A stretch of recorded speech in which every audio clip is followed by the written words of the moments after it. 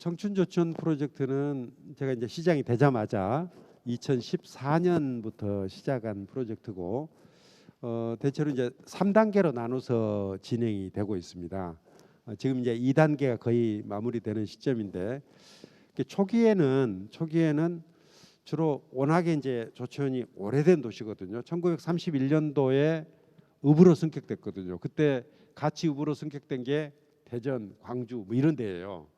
근데 조천은 여전히 지금 한 인구 4만 5천 정도의 오래된 도시로 남아 있어서 도시 인프라 자체가 너무 낡았습니다. 그래서 하루 종일 길이 좁으니까 하루 종일 차가 막히고 주차할 데 없고 그러다 보니까 장사 안 되고 자꾸 이게 좀 위축되는 그런 도시였다면은 이게 이제 도로도 좀 넓혀서 피가 통하게 좀 만들고 또 경제도 활성화시키고 또 문화적으로도 여러 가지 프로그램들을 만들어서 좀 재밌는 도시로 만들고 이런 일들을 하기 위해서 여러 가지 사업들을 추진해서 지금은 처음에 22개 사업으로 시작됐다가 지금 77개 사업으로 늘어났고 그중에 55개 사업이 지금 완료가 됐습니다.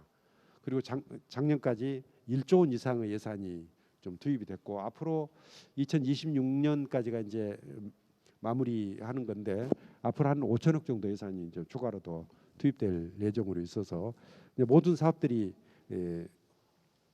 착실하게 좀 진행이 되고 있다는 말씀드리고 싶고요.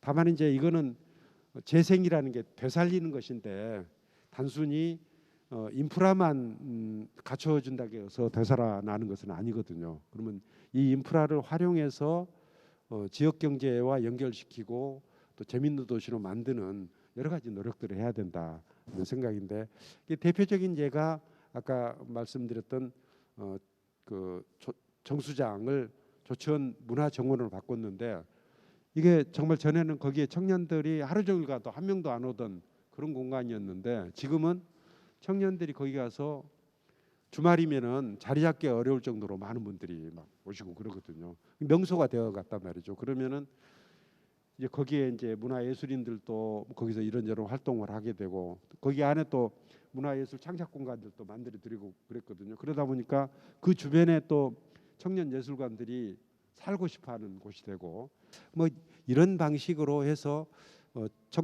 청춘조천 프로젝트를 하나하나 발전시켜 나가는 그런 노력들을 해 나가면 될 것 같습니다. 로컬푸드에 대해서는 스스로도 잘한 일이다 하는 그런 평가를 하고 싶습니다. 실제로 전국적으로 보면 로컬푸드 매장이 한 500개 정도가 되는데 우리 시에 2개가 있고 이 2개 매장에서 하루에 한 1억 원 정도 매출이 일어납니다. 전국적으로 단연 1등입니다. 우리가 실제 참여하고 있는 농가가 지금 954농가인데 이 농가들 입장에서 보면은 과거에 비해서 굉장히 많은 소득을 올리고 있다고 생각을 해서 이제 굉장히 농민들도 좀 반응이 굉장히 좋습니다.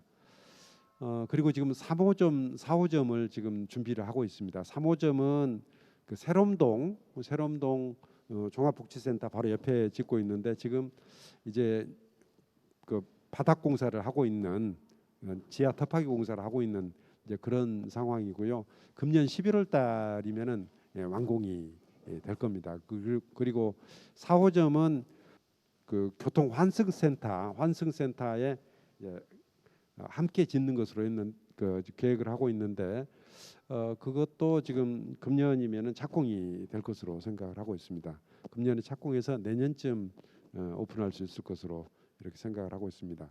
또 하나는 저희가 이제 직매장 사업이거든요. 로컬푸드라는 게 농민들이 생산된 것을 와서 도시민들에게 직접 파는 사업인데 좀 더 발전시켜 나갈 필요가 있는 게 2가지입니다. 하나는 도시민들이 농촌으로 가서 농사체험, 농촌체험을 하도록 하는 이제 그런 쪽으로 연결이 될 필요가 있습니다.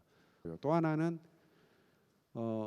농산물을 좀 잘 가공을 해서 부가가치를 높이도록 하는 식품 사업으로 연계시키는 식품 연계형 농업이라고 볼 수가 있는데 이것도 지금 아직은 좀 많이 부족해서 이 부분은 저는 농민들이 좀 중심이 되긴 하겠지만 도시민들도 식품 산업 쪽으로 하는 것은 도시민들도 좀 적극적으로 참여할 필요가 있다고 생각을 해서 우리 농업기술센터를 중심으로 해서 도시민들의 참여 방안도 적극적으로 강구하고 있다는 말씀드리겠습니다. 우선 우리 시의 재정 상태에 대해서는 시민 여러분들께서 그렇게 많이 걱정할 필요가 없으시다는 말씀부터 먼저 드리겠습니다. 우선 재정 자립도에 있어서는 우리 17개 시도 중에서 서울 다음으로 2등입니다. 두 번째로 재정 자립도가 높은 거죠. 두 번째는 앞으로 이제 우리 유지 보수해야 될 시설들이 많이 늘어난다 그렇습니다. 지금 현재 행복도시건설청이나 LH공사에서 건설을 해서 우리 시에 넘겨주면 그때부터 우리가 유지 관리를 해야 되거든요. 예를 들자면 호수공원이라든지 중앙공원 이런 것들도 LH에서 만들어서 우리한테 넘겨주면 지금부터 우리가 관리할 책임이 생기니까. 또 최근에 이제 세종시가 빚이 너무 많은 것 아니냐 하는 그런 걱정을 하시는 분 있는데 그것도 크게 이제 걱정할 수준은 아닙니다. 작년 말 현재 우리가 이제 진 빚이 한 3,750억입니다. 뭐 그것도 없으면 좋은데, 근데 그 3,750억 중에서 한 2천억 남짓은 어떤 거냐면은 우리가 이제 각종 뭐 건축 허가를 받는다든지 그러면은 지역개발 채권이라는 것을 발행을 해요. 그래서 법에 의해서 강제 소화하고 있는 거거든요. 또 하나는 저희가 이제 뭐 도시계획 도로라든지 뭐 이런 것들을 많이 지금 만들어야 되는데 20년 이상 되면은 도시계획이 이제 무효가 되는 실효가 되는 그런 문제가 있어서 그것들은 좀 미리 좀 20년 되기 전에 빨리빨리 해소를 시켜줘야 되는데, 특히 이제 우리 유태열 선생님 같은 게 잘 아시겠지만 우리가 땅값이 계속 많이 오르잖아요. 그래서 그런 것들은 좀 일부 지방채를 발행해서라도 땅이라도 먼저 좀 사놓는 것이 또 유리합니다. 그 이자보다는 더 빠른 속도로 땅값이 오르니까. 그래서 그런 것들은 좀 선투자를 했다 이렇게 이해를 해주시면 될 겁니다. 대표적인 예가 조천 청춘공원 같은 거예요. 전에는 지정된 지가 한 60년쯤 됐는데 그대로 놔두고 있었거든요. 놔두고 있었는데 그거를 우리가 2015년 16년 그때 좀 재정이 좀 여유가 있어서 그때 땅을 샀거든요. 땅을 샀는데 지금 살려고 했으면은 아마 그때보다 2배, 3배 땅값이 더 들었을 거예요. 그런 것들은 우리가 좀 선제적으로 미리 좀 투자를 할 필요가 있다.